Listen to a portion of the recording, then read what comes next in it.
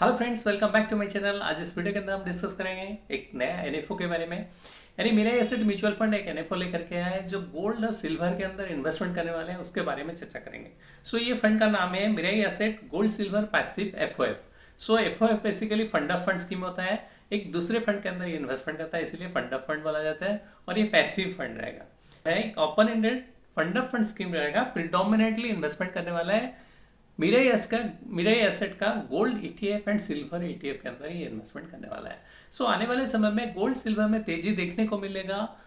ये फंड बेहतर स्कीम हो सकता है आने वाले समय में, जो अपना पोर्टफोलियो में इसको ऐड कर सकते हैं। और जिसका पोर्टफोलियो के अंदर 10 से 20% गोल्ड का भी एलोकेशन होना चाहिए, क्योंकि गोल्ड और सिल्वर एक ऐसा एसेट क्लास है जहाँ पे अनसर्टेनिटी के टाइम पे, जैसे वर्ल्ड वॉर वगैरह में, ये बहुत काम आता है, इसमें ज़्यादा तेजी देखने को मिलता है। हम डिटेल में डिस्कस करेंगे why gold, why silver, why both, दोनों में क्यों इन्वेस्टमेंट करना चाहिए। साथ ही साथ इसका फंड डिटेल जानेंगे, रिटर्न क्या मिलने वाले हैं, यानी हिस्टोरिकल डाटा देखेंगे, और आने वाले समय में क्या रहेगा इसका फ्यूचर, इसके बारे में पूरे डिटेल में चर्चा करने वाले हैं। बेसिकली हम अगर गोल्ड की बात करें, पहले हम गोल्ड की बात करेंगे।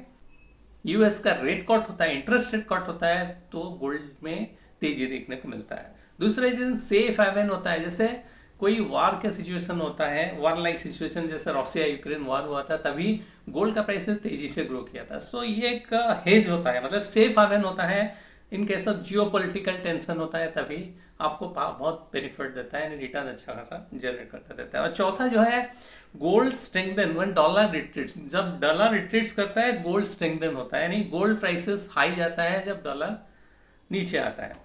और चौथा है सेंट्रल बैंक जो है ऑल ओवर वर्ल्ड के अंदर, चाहे चाइना हो, इंडिया हो, यूएस हो, ऑल ओवर इंडिया के अंदर जितने सेंट्रल बैंक से गोल्ड को बाई कर रहे हैं। तो इसका रीजन क्या है? अनसर्टेनिटी, करेंसी अनसर्टेनिटी, और साथ ही साथ जियो पोलिटिकल जो टेंशन है उसके चलते गोल्ड में बाइंग कर रहे हैं। ये मेजर रीजन कि गोल्ड में आने वाले समय में तेजी देखने को मिल सकता है। आइए जानते हैं सिल्वर के बारे में। जैसे सिल्वर की अगर बात करें, सिल्वर एक प्रीशियस मेटल, जैसे गोल्ड था, सिल्वर भी एक प्रीशियस मेटल है। ये यूज कहाँ कहाँ होता है? पहला अगर हम देखें टेक्नोलॉजिकल, जो ग्रीन टेक्नोलॉजी के अंदर ये यूज होता है, जैसे कि आपका सोलर पैनल के अंदर यूज होता है, क्योंकि ये बहुत ही लाइट वेट होता है, तो सोलर पैनल के अंदर यूज होता है। इलेक्ट्रिक व्हीकल के अंदर यूज होता है, क्योंकि आजकल इलेक्ट्रिक व्हीकल का डिमांड आने वाले समय में बहुत तेजी से ग्रो करने वाला है। इसीलिए सिल्वर का यूज ज़्यादातर इसी में होता है, यानी आपका इलेक्ट्रिक व्हीकल सेगमेंट में होता है। और आपका पावर जनरेशन सोलर, जो रिन्यूएबल एनर्जी सेक्टर होता है, उसमें आने वाले समय में तेजी देखने को मिल सकता है, इसीलिए सोलर में भी यूज किया जाता है। और खास करके इंडस्ट्रियल डिमांड बहुत ज़्यादा है सिल्वर के अंदर। हम सिल्वर की बात करें, इलेक्ट्रॉनिक्स में यूज़ किया जाता है, जैसे मोबाइल फ़ोन मैन्युफैक्चरिंग में, या तो आपका जैसे स्मार्टफोन हो गया, उसके बाद इलेक्ट्रॉनिक डिवाइसेस में यूज़ किया जाता है, कंप्यूटर में, इसके अलावा मेडिकल इक्विपमेंट में भी यूज़ किया जाता है सिल्वर का। और थर्ड की बात करें, सेमीकंडक्टर में भी यूज़ किया जाता है। ओके।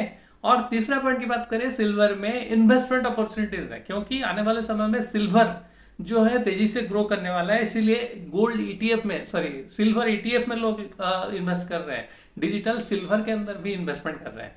ओके। और फोर्थ की बात करें, अनलिमिटेड होता है, यानी लिमिटेड सप्लाई, सिल्वर लिमिटेड होता है, यानी सप्लाई डेफिसिट देखने को मिल रहा है, मतलब जितना डिमांड है सिल्वर के लिए उतना अवेलेबल नहीं है सिल्वर। ये लिमिटेड सप्लाई होता है, इसीलिए आने वाले समय में ये इसमें जो है आपको तेजी देखने को मिल सकता है। और ये पिछले मतलब 5 साल से जो सप्लाई और डिमांड में बहुत फर्क आ रहा है, यानी जितना सप्लाई हो रहा है उतना डिमांड फुलफिल नहीं हो पा रहा है।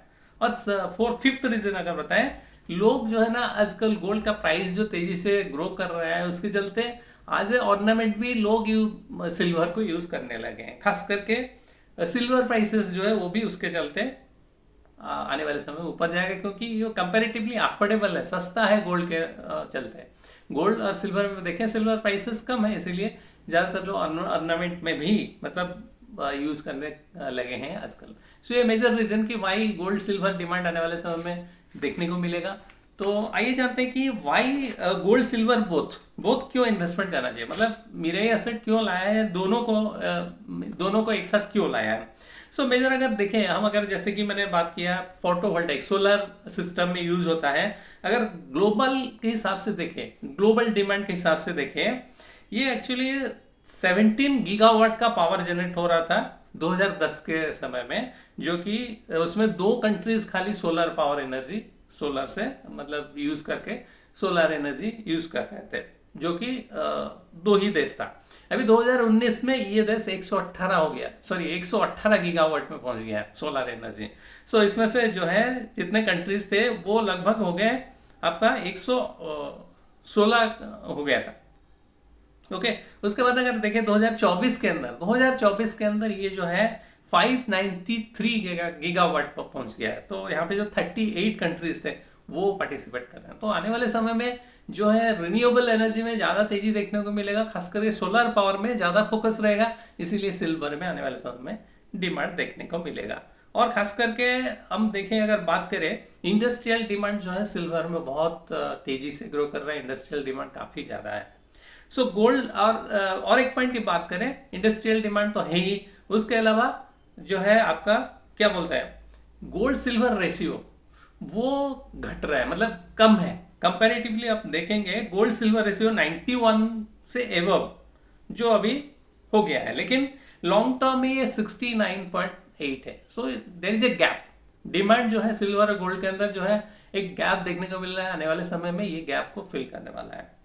सो आइए डिटेल जानते हैं इस फंड के बारे में। जैसे कि मैंने बताया कि ये गोल्ड और सिल्वर दोनों में इन्वेस्टमेंट करने वाला है, यानी गोल्ड में 50% और सिल्वर में 50% ये इन्वेस्टमेंट करने वाला है। अगर परफॉर्मेंस और वोलेटिलिटी दोनों अगर देखें, पिछले 3 साल की बात करें, रिटर्न जो है गोल्ड ने 24.1% के हिसाब से दिया है, 5 साल में 13.18% का और 10 साल में 14.8% का हिसाब से MCX गोल्ड की बात कर रहे हैं वो रिटर्न दिया है। सिल्वर उस हिसाब से 24.1% 3 साल का, रिटर्न 12.2 है जो 5 साल का, और 10 साल का रिटर्न 12.6% के हिसाब से दिया है। जबकि गोल्ड सिल्वर अगर मिक्स करके इन्वेस्ट किया जाए, यानी जो इसका बेंचमार्क है गोल्ड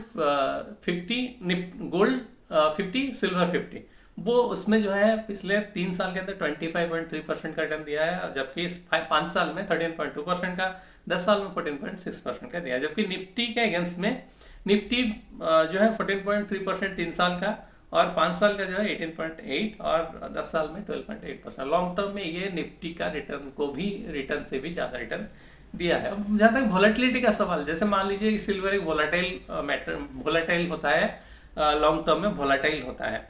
सो इसमें जो है वोलेटिलिटी ज़्यादा दिखता है। सो गोल्ड में इतना वोलेटिलिटी नहीं होता है। सो पिछले 3 साल की वोलेटिलिटी देखें जो है 12.6 गोल्ड के अंदर है, 5 साल में 13.4 और 10 साल में 12.7, जबकि सिल्वर में ज़्यादा वोलेटिलिटी देखने को मिलता है। पिछले 3 साल के अंदर 24.4 और 5 साल में 26.9% और 10 साल में 24.5% का वोलेटिलिटी देखने को मिला था। जबकि गोल्ड सिल्वर 50-50 में, जो गोल्ड 50 सिल्वर 50 के अंदर जो बेंचमार्क है उसमें ओनली 3 साल में 15 साल में 15.7 और 10 साल में जो है 5 साल में जो है 15.7 और 10 साल में 14.4% का, और इसमें निफ्टी में भी थोड़ा कम वोलेटिलिटी देखने को मिला है। सर यहाँ पे देखा गया है कि वोलेटिलिटी भी कम हो जाता है।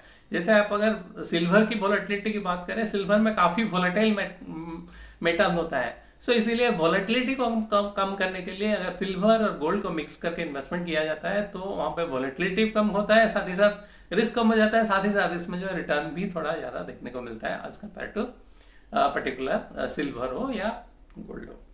सो और एक बात है कि गोल्ड सिल्वर को मिक्स करके इन्वेस्टमेंट करने का मेजर बेनिफिट क्या है, कोरिलेशन होता है, दोनों के अंदर कोरिलेशन होता है, यानी गोल्ड सिल्वर जो है लोअर कोरिलेटेड होता है, एक दूसरे से लोअर कोरिलेशन होता है, इसीलिए पोटेंशियल डाइवर्सिफिकेशन देखने को मिलेगा आपका पोर्टफोलियो के अंदर। सो आइए डिटेल में जानते हैं इस फंड के बारे में। जैसे कि NFO है, न्यू फंड ऑफर है, ये बेसिकली आपका जो है 25 अगस्त तक अपन रहेगा। ये open ended fund of fund scheme है जो प्रिडोमिनेटली इन्वेस्टमेंट करने वाला है मिराई एसेट का जो unit of gold ETF and silver ETF के अंदर इन्वेस्टमेंट करने वाला है। बेंचमार्क रहेगा domestic price of gold 50% plus domestic price of silver 50%, वो रहेगा benchmark. Fund manager mister Ritesh Patel है और मिनिमम इन्वेस्टमेंट 5,000 रुपीज जो लमसम है, और बाद में SIP आप 99 रुपीज़ में, मात्र 99 रुपीज़ में आप शुरू कर सकते हैं अपना SIP। एग्जिट लोड 15 दिन के अंदर आप अगर स्विच या रिडीम करते हैं तो आपको 0.05% का एग्जिट लोड लगने वाला है। ये जो गोल्ड ये हाई रिस्क कैटेगरी के अंदर आता है। इन्वेस्टमेंट जो है इसमें वेरी हाई रिस्क हो सकता है, लेकिन लॉन्ग टर्म में आपको कैपिटल एप्रिसिएशन देखने को मिलेगा।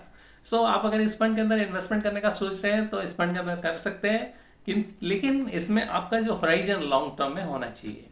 ओके, इस फंड के अंदर इन्वेस्टमेंट करने से पहले अपना फाइनेंशियल एडवाइजर से एक बार सलाह जरूर लें। Mutual fund investments are subject to market risk, read all scheme related documents carefully. आप मेरा वीडियो आपको अगर पसंद आया है तो लाइक करें, शेयर करें, साथ ही साथ मेरे चैनल को सब्सक्राइब करना ना भूलें, क्योंकि हम ऐसे ही म्यूचुअल फंड रिलेटेड अपडेट्स आपको देते रहते हैं। थैंक्स फॉर वॉचिंग, मिलते हैं और एक नए वीडियो के साथ।